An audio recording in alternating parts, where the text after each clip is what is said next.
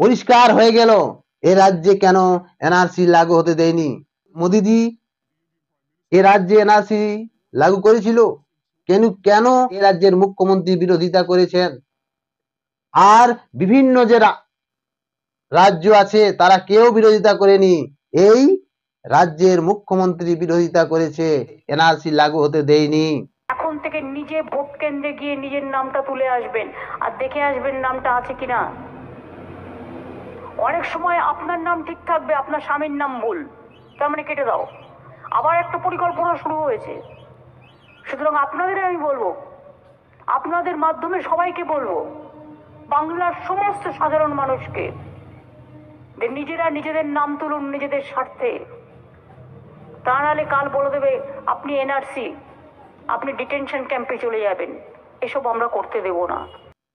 পরিষ্কার আজ ফুটে উঠলো, পরিষ্কার হয়ে গেল বিভিন্ন বাংলাদেশ থেকে আগত কলকাতা হাওড়ায় বসবাস করেছে, ভারতের নামে প্যান কার্ড আধার কার্ড করছে, খাচ্ছে, আর সেইগুলাকে এ রাজ্যের মুখ্যমন্ত্রী ভোটের সময় কাজে লাগায়।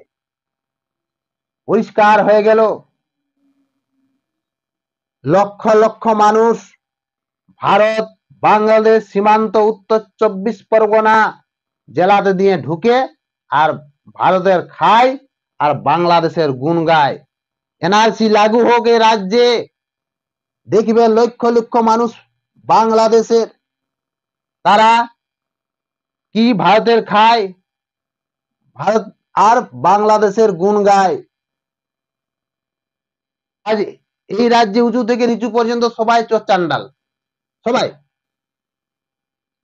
আপনি শিক্ষাতে দেখুন, পার্থ শিক্ষামন্ত্রী তো জেলেই আছে, উঁচু থেকে নিচু পর্যন্ত যে প্রাইমারি বানার করতে পারে না, সে প্রাইমারি রাজ মাস্টার করে।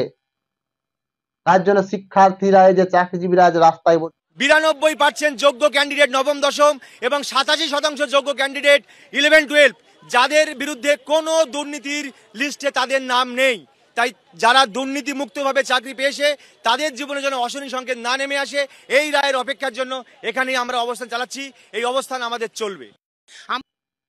আর দেখছে কেউ গরু পাচার করছে, কেউ কয়লা পাচার করছে, কেউ বালি পাচার করছে, আর ব্লকে বসে বসে করোনায় পাচ্ছে। তখন ওরা ভাবছে আমরা কি করি না, বাংলা আবাস যোজনাটাকে হলেও ক্যাপচার করে পাচার করি।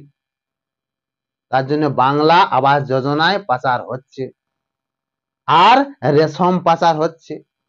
প্রত্যেকটাই দপ্তর এ রাজ্যের উঁচু থেকে নিচু পর্যন্ত চোরচান্ডাল। সমীর দাসের উপরে কে আছে উহাকে ধরুন।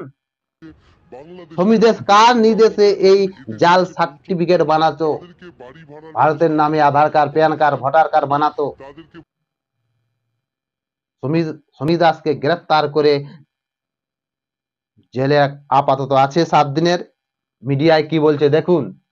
আজকে তাকে বারাসাত আদালতে পেশ করা হলে বিচারক তাকে 7 দিনের পুলিশ হেফাজতে নির্দেশ দিয়েছে, কেননা পুলিশ মনে করছে তাকে জিজ্ঞাসা বাংলাদেশের বিভিন্ন প্রান্ত থেকে এই সমীর দাসকে ফোন করত এবং ফোন করে বলা হতো যে তাকে দ্রুত সমস্ত নথি তৈরি করে দিতে হবে।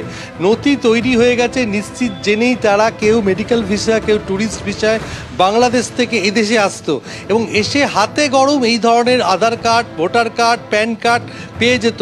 অর্থাৎ সমীর দাস প্যান কার্ড নিত বানানো 3000, বার্থ সার্টিফিকেট জন্য নিত 12,000, টাকার জন্য নিত 15,000। সমীর দাসের উপরে কে আছে, সিবিআই তদন্ত করুন। এই হাওড়া কলকাতা স্টেশনে গিলায় দেখবেন হাজার হাজার রোহিঙ্গানা আছে, ওরা অধিকাংশই বাংলাদেশি। ওর Aadhaar card, voter card, PAN card বানিয়ে ভারতের কাছে, আর সেইগুলাকে আমাদের রাজ্যের মুখ্যমন্ত্রী ভোটের সময় লিলকায়, ভোটের কাজে লাগায় সেইগুলাকে।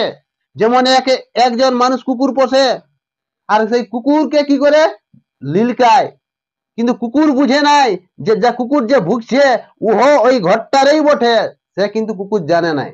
আজ পশ্চিমবাংলা যদি এনআরসি লাগু হতো তাহলে এইগুলা হাজার হাজার মানুষ ধরা খেত, হাজার হাজার বাংলাদেশি আসে নিয়ে ভারতের কাছে, পশ্চিমবাংলার কাছে, আমরা কোথায় যাব? যারা মূল মানতা, আদি মানতা বঠি, আমরা যারা মূল মানতা, ভারতের নাগরিকত্ব মূল খুঁটি, তারা কোথায় যাবে? বাংলাদেশে আসে নিয়ে ঢুকছে, এটা কার দেখার? এ রাজ্যের মুখ্যমন্ত্রী দেখার?